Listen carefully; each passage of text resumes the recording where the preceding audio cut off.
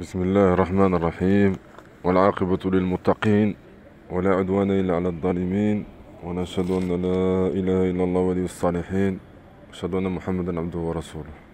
Salam alaikum aux musulmans croyants sincères.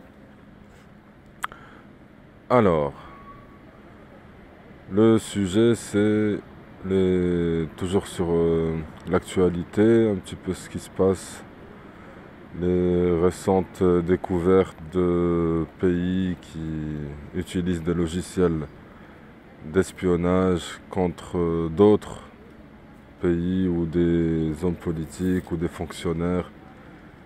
Et aussi, on va parler sur les problèmes climatiques et les inondations, les tremblements de terre et tout ce qui se passe. Donc, comme vous pouvez vous en apercevoir, nous vivons dans un monde de plus en plus terrifiant, avec tout ce qui se passe un peu partout autour de nous. Plusieurs signes de la fin des temps sont déjà apparus. Et parmi ces signes, il y a les épidémies, les inondations, les virus, les crimes et les catastrophes naturelles, comme je l'ai dit, qui sont liées à la désobéissance à Allah subhanahu wa ta'ala. La terre va mal parce que l'homme civilisé, je mets civilisé entre parenthèses ou entre guillemets, parce que l'homme civilisé, il est en train de la détruire. C'est pour ça que la terre va mal. Et ça se manifeste par des tempêtes et du réchauffement climatique. Et il y a aussi d'autres problématiques parallèlement à ça qui sont apparues tout récemment avec la violation de la vie privée d'autrui, de particuliers, de fonctionnaires, de hauts placés, à travers l'utilisation de logiciels d'espionnage, une affaire considérée comme l'un des plus grands scandales d'espionnage de l'histoire, du jamais vu, d'après les chiffres qui ont été divulgués par plusieurs médias internationaux, 50 000 smartphones mis sous surveillance par le régime de traître du Maroc. Ce logiciel nommé Pegasus, mais il y a bien sûr d'autres logiciels, et ça c'est pas nouveau. Ça fait depuis des années que ces logiciels existent, mais aujourd'hui, donc, on a découvert qui utilise de manière abusive ce genre de logiciel. Donc c'est un logiciel qui permet de prendre le contrôle des smartphones des gens et donne accès à l'intégralité du contenu de l'appareil ainsi qu'à son micro et à sa caméra. Donc le Maroc qui espionne ses voisins, des dirigeants d'autres pays, des journalistes, des fonctionnaires d'ONG, des hauts placés d'autres pays voisins et des pays étrangers aussi, des hommes politiques marocains et des journalistes comme j'ai dit. Tout ça, ce sont des informations qui sont bien réelles puisqu'elles ont été relayées par des dizaines de médias internationaux. Parmi ces médias, des médias très très connus qui ont de la notoriété comme Le Monde, Mediapart, The Guardian, Washington Post, New York Times, des journaux espagnols, français, belges. Même en Inde, on a parlé de cette affaire. Partout, donc le scandale a éclaté. Et aussi par le réseau Forbidden Stories et l'ONG Amnesty International. Et ce n'est pas étonnant qu'une dictature espionne les gens, à savoir que ce régime mafieux, donc le régime marocain, a utilisé Pegasus pour viser de manière systématique ses opposants, des journalistes critiques du pouvoir et des dirigeants d'autres pays. On a aussi le Security Lab d'Amnesty International qui a pu techniquement déterminer que l'attaque avec Pegasus, donc ce logiciel d'espionnage utilisé par le régime marocain, a bien eu lieu et a pu même toucher des centaines d'hommes politiques français et même le chef de l'État. Donc c'est très très grave. Et la question qu'il faut se poser donc, pourquoi le Maroc utilise ce genre de logiciel et à quelle fin? Voilà, donc ça c'était entre parenthèses, mais le sujet initial c'est sur la destruction de la terre. Et là aussi il faut se poser une question. Donc est-ce que les malheurs qui surviennent sur terre tels que les virus, les guerres, les massacres, la sorcellerie, l'espionnage,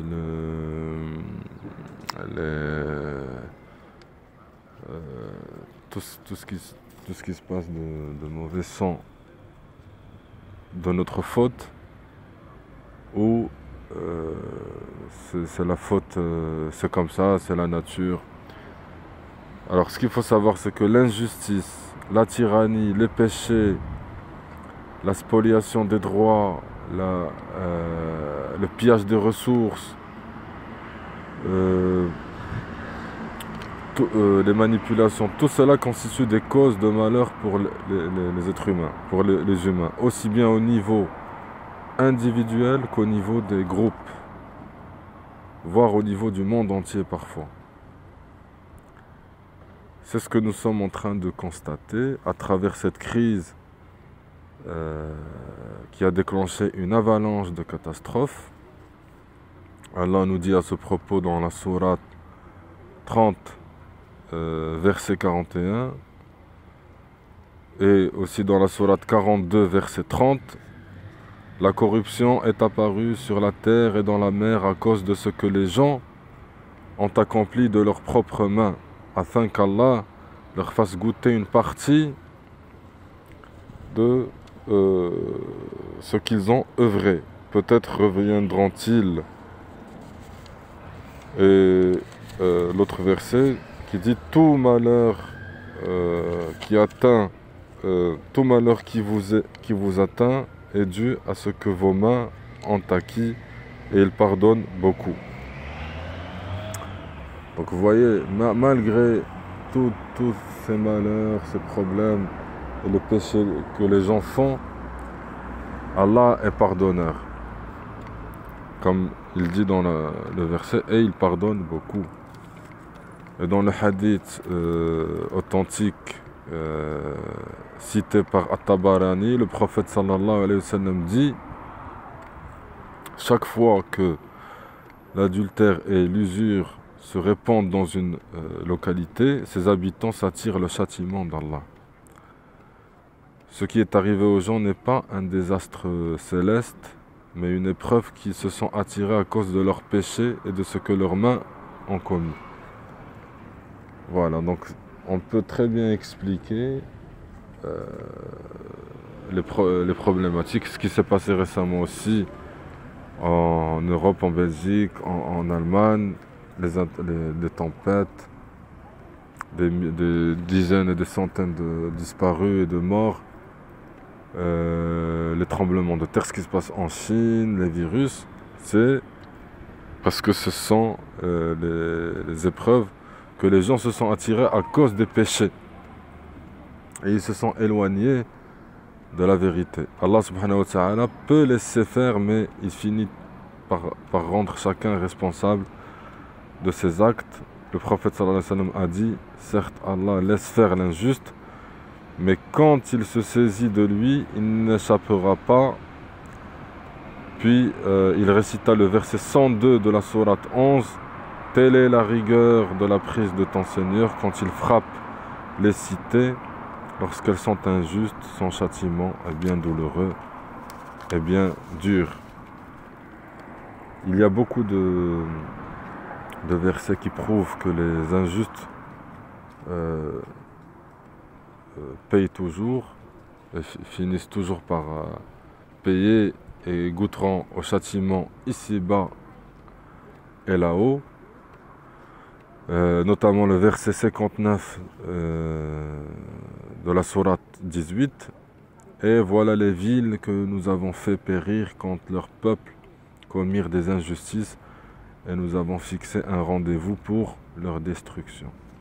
Il y a aussi le verset 31 de la sourate 13. Cependant ceux qui ne croient pas ne manqueront pas pour prix de ce qu'ils font d'être frappés par un cataclysme ou qu'un cataclysme s'abattra près de leur demeure jusqu'à ce que vienne la promesse d'Allah, car Allah ne manque pas à sa promesse. Il y a aussi le verset 25 de la sourate 8. Allah a dit: et craignez une calamité qui n'affligera pas exclusivement les injustes d'entre vous, et sachez qu'Allah est dur en punition. À Allah appartient la sagesse parfaite qui réside dans ses décrets et jugements. Il y a aussi le verset 21 de la sourate 32. Nous leur ferons certainement goûter au châtiment ici-bas avant le grand châtiment afin qu'ils retournent. Et il y a aussi ici Allah, quand il dit afin qu'ils retournent, c'est-à-dire qu'ils retournent vers le droit chemin, le chemin droit, bien évidemment. Alors il y a aussi le verset 41 de la sourate 30, afin qu'Allah leur fasse goûter une partie de ce qu'ils ont œuvré, peut-être reviendront-ils. Donc ils ont oublié qu'Allah est capable de les saisir et de s'emparer de leurs biens et fortunes subitement. Quant aux croyants, son état est complètement différent. Le prophète sallallahu alayhi wa sallam a dit: combien est étonnant la situation du croyant. Elle est toujours bonne, ce qui ne donnait qu'aux croyants. S'il obtient un bien, il demeure reconnaissant envers Allah. Si un mal l'atteint, il demeure patient, ce qui est mieux pour lui. Et vous avez aussi une preuve dans le verset 26 de la sourate 54. Tout ce qui est sur elle, la terre, doit disparaître. Vous avez aussi d'autres versets qui prouvent que la terre elle est vouée à la destruction et que tout ce qui est sur terre va disparaître. Notamment dans le verset 20 de la sourate 57, et la vie présente n'est que jouissance trompeuse. Cette vie n'est que jouissance temporaire, alors que l'au-delà est vraiment la demeure de la stabilité. Ça, c'est le verset 39 de la sourate 41. Donc la vie présente est un nombre qui disparaît, le bien qu'elle apporte se détériore et ses parures se dissipent. Et enfin, dans le verset 24 de la sourate 10, Allah, le Tout-Puissant, dit: lorsque la terre prend sa parure et s'embellit et que ses habitants pensent qu'elle est à leur entière disposition, notre ordre lui vient de nuit ou de jour, c'est alors que nous la rendrons toute moissonnée, comme si elle n'avait pas été florissante la veille. Ainsi exposons-nous les preuves pour des gens qui réfléchissent. C'est-à-dire, nous sommes dans un lieu de séjour qui est temporaire et que faut pas s'attacher ni aux gens, ni aux objets, ni aux endroits. parce que nous sommes ici que de passage. Et le séjour permanent, qui est le lieu de quiétude et de tranquillité, c'est dans l'au-delà. La vie présente est verdoyante et douce, elle trempe ceux qui en en jouissent. Quand les mécréants ont cru que leurs biens demeuraient toujours en leur possession, après qu'ils ont réussi à les obtenir grâce au crime, au pillage, aux manipulations, à la sorcellerie, peut-être des fois au commerce, à l'industrie, au progrès réalisé dans les inventions d'outils et d'autres produits, d'autres industries, etc., etc. Allah les saisit brusquement. Wallahu a'la wa a'lam. Wa sallallahu wa sallam ala Nabi Muhammad sallallahu alayhi wa sallam. Subhana rabbika rabbil izzati amma yasifun. Wa salamun ala al-mursalin. Walhamdulillahi rabbil alamin.